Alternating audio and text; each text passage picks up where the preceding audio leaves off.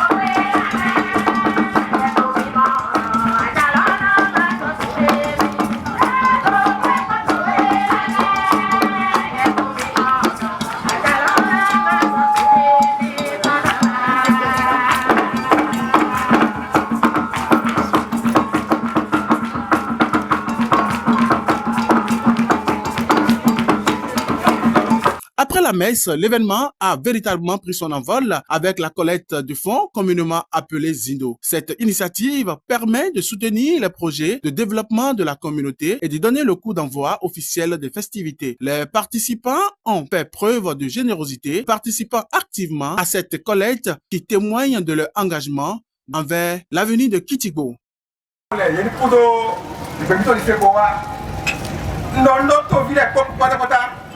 Mais c'est beau, comme ma sœur voit, et la terre me faut. Oh, Kitigbo, autour d'Agbede, on a dit Mino Kitigbo, mais les manos ne miwa. À mon mito, il doit y avoir bon. Kitigbo, autour d'Ebo, et d'autres à l'Agbede. Quand on a dit Mindolo, et on a dit France à la Kudo. Mon père, oui, non pas, mais ouais, Minano, Brabaï, autour de Benayon. Beroko, Waina, na Minendo, Hore, Obedese, Mbodo, no, Nubo, Waheto, Nubo, Waheto, what to Nuko. No, Mobolo, Okolana, with a grand Mepo, Kale, Mikudo Quay, oh, Mikudo Quay, oh, Mikudo Quay, Heva, oh, who in Gironalami. Domido beto susu mo wa ito. Na gbomo do gbede economic mi do yan so me. Yan na hiawe. E mo ya secretariat mo tie me na mi budi. E jiro mi ya.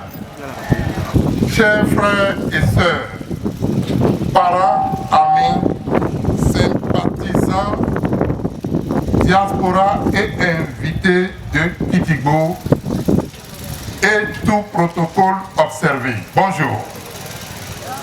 C'est avec une immense joie que je vous accueille ce jour en tant que président de l'association Adeski Toyon, 3 août 2025, à notre fête de retrouvailles.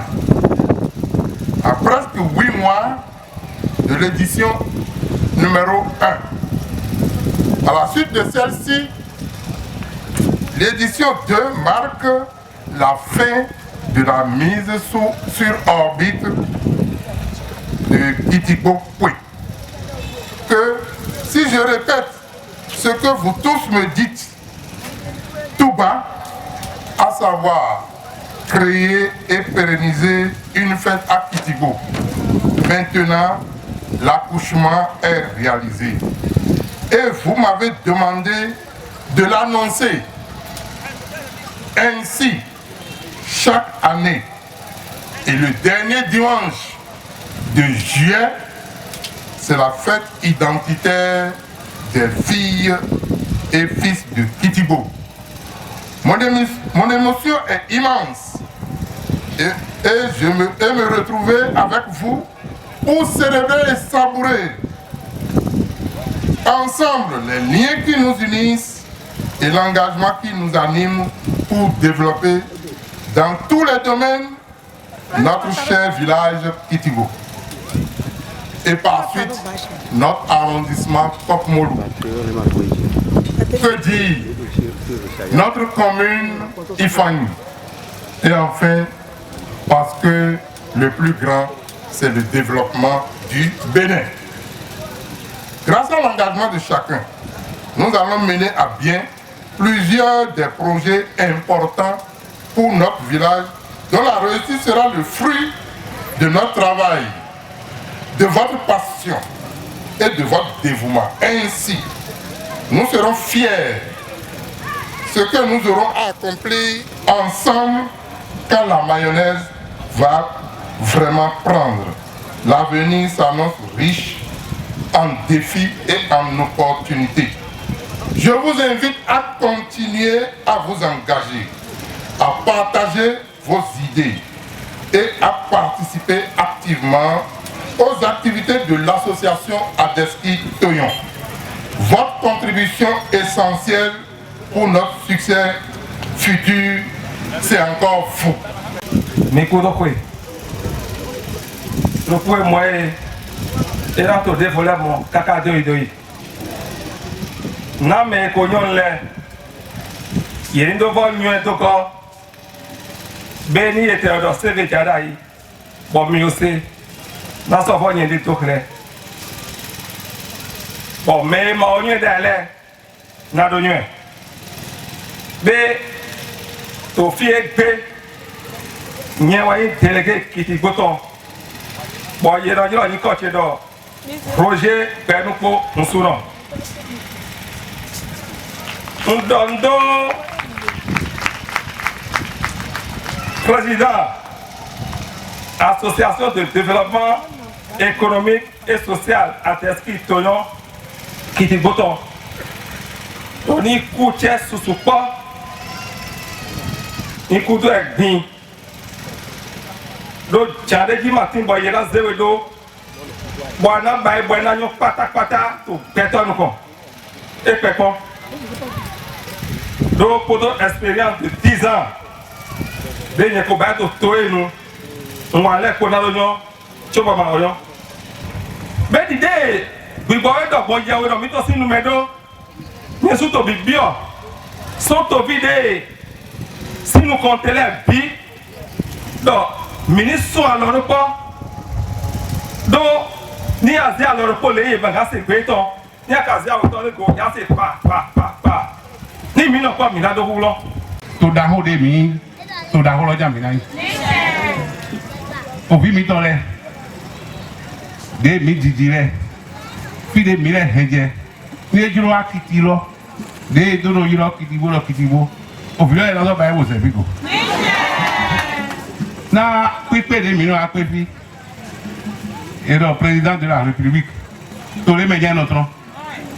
Ah, et là wa kitibo fi. Et président de l'Assemblée Kede, où est le président de la République là-bas, qui est beau, qui est beau, où est le président de la République, où sont pas là. Il y a un peu de temps pour donner à fond. Les cambions de la Kitibolo, les clipos et immo, et demain, les clipos à Kitidopo, les clipos et immo. Mina dit que Mina n'a pas fumé. Bonado Zekigo si zoni. Akiti po mi dona iluko. Amana iluko to e bode gule pata ko si cheche. Rodi. Do an hire yan. E chan dire. Ye me jago kan le. To lo po ipo won. E ya e ko ko le. Abo na so me le ndu yo ete. La kon karo ah ye flu no kan. Be ndu vuo. Yo akini ils ont maoula poi. Après on a donné. Il dit les sont au bail. Donna mon pas na ni na yi. Ni yon iya kemelo yoro ono de no ruvo era donné. Baba to jabu ke mun donné. Qui botoli to qui donné. Et monsieur mon grand frère honorable Honsono. Nous donne des caca nous dominer. Le pari est donc gagné pour les organisateurs avec en tête M. Kekisagbe Nounayon, président de l'association de développement de Kitigbo, dénommé Adeski Toyon. Sa détermination et son leadership ont grandement contribué à la réussite de cet événement rassembleur permettant à chacun de se retrouver autour de leur héritage culturel.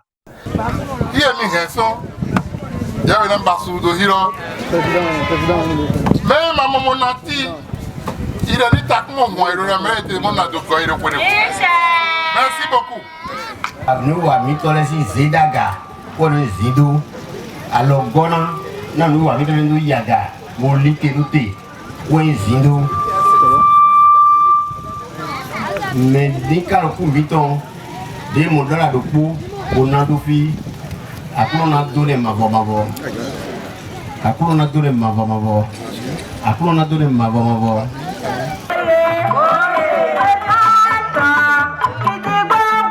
Dans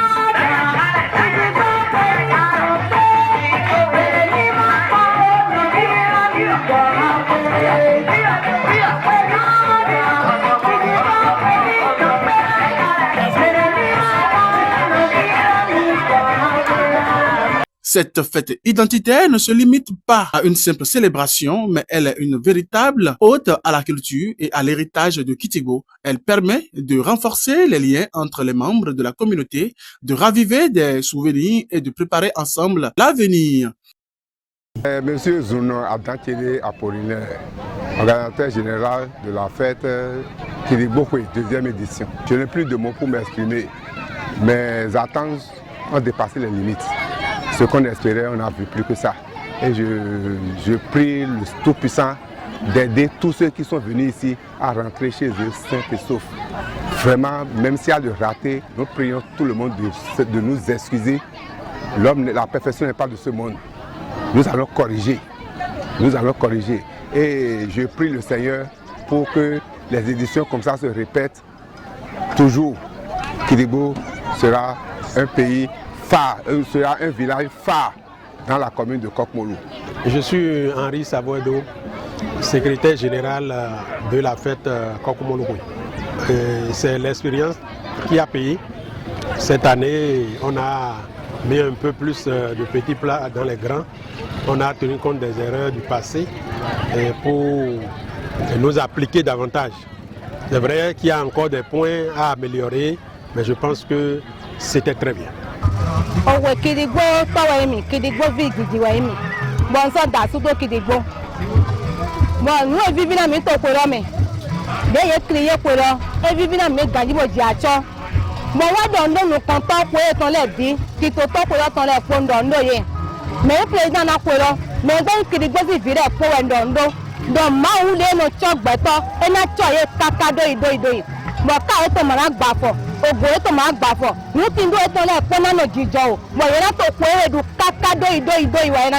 C'est Julienne Ressano, épouse Kwenou, institutrice Tanzoumbé. C'est une grande joie pour moi, pour cette fête, parce que ailleurs, les gens le font. Mais comme nous, on a commencé, on ne savait pas que ça va prendre comme ça. Je suis très contente de notre fête là. Méditerranée Narcisse. Et trésorier général au Kidigbo Koueton. Nous sommes oui, nous sommes à cause de vie. Et à Kibaye, nous sommes mes vieux cons. Au Kouelo et au Pami. Nous, amis, ça veut dire que nous support, bâche sur support aux filles. Quand il y a des médecins, télé qui finit encore, on a tout le monde, les points tout le monde. Mais nous pouvons pas nous tout le monde. Mais je dois village miton ni do ni boya entraîner l'auto boya do kwe Kidigbo kwe mai ni lowo et là gaba ni mokoton akwe no bai mais tout me le pour ta fait donc c'est do nous et no tempo pour c'est nous sidrome mais ça to kwedi maru bai nous do to me to go e me sido kere kakabo ye hu agbaro podi bon pour les pommes c'est kwedi mais vous so de demain. Mais je trouve que les BCC n'étaient pas. Réponds au nom de Fortuné Florentin Ngolongo. Je suis l'actuel directeur de l'école primaire publique de Kitigbo B. Lorsqu'un peuple choisit de faire une fête identitaire pour régler les problèmes de développement cette initiative est à saluer. Et c'est la deuxième édition à laquelle j'assiste et je vois une avancée par rapport à leur ambition. Je ne peux que demander à Dieu, comme l'a demandé d'ailleurs le Père célébrant, de les bénir pour qu'ils puissent aller au-delà de plusieurs décennies dans cette idée de développement. C'est Agbeton. Ne jotofite gbe eta idi kidigosi yokole bo kidigosi mehole po yerewe do ni ne dagbe oze gbele do te bogbelo no yi tonyo si ogbe tonyo lo zombo okwe kidigbo ton do ayi to yi do emi o bi ko do akisi ko da yi bo tonyo do kidigbosi si ahi bo to bi da no po ni po kidigbosi jojo yare po jojo mehole po ya ba yi ko do po gede il a dit que les personnes oui doivent y pas comme Sa Majesté Zuno Poton Arumbe to kwe aweto ke du mite lo eyi kwede ke diacho bo wan inati bo gbedo vo sedo vo mateme bo nu emi le lepo ni wa lo lepo dagbe po bo me wa le ni dondo e me po me ton fide bo wa mo e na so ikú eto gbedo jijo ni mo e mi na kwe lodu bo kwe lodu kado iro ni me me de mana ton fi bo gba fo jijo ho na imele ko ton kwe lo na ze mi o me po daga lo iro ni ezankwe o ba iti to le po godo eto me dagbe na di imele po mo e na igbone aholu je wa fi le po ndondo e na fide etron bodo wa ji ko ye we dagbe eto bo ze ke igba kun lodo tana ye gba kun na de to tana ye afọpa náà sọ̀tẹ̀ tó àfọ̀ náà yé mọ̀ iná ìgbọ́n náà mi ò mọ̀ pọ̀ ní. àkìkì tó ń gbogbo àbúrò náà ń bèrè òfò rẹ̀ ní ọ̀dùnmọ̀ kíkí sàpẹ̀wò ọ̀dùnmọ̀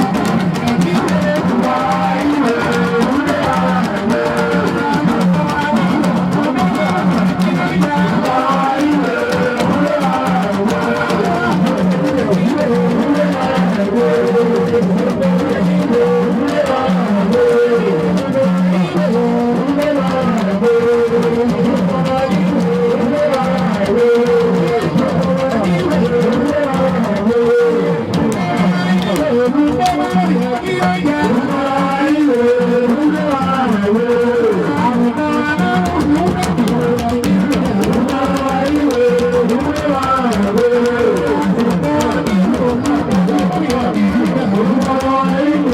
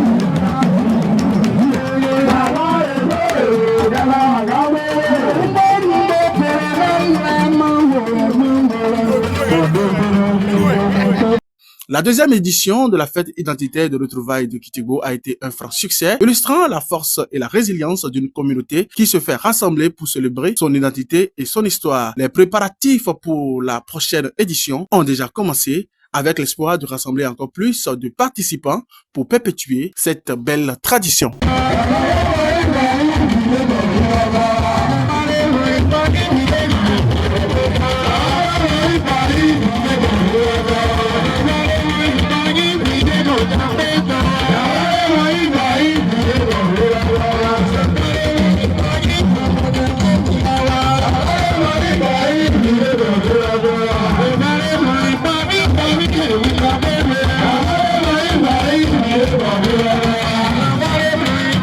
Chanda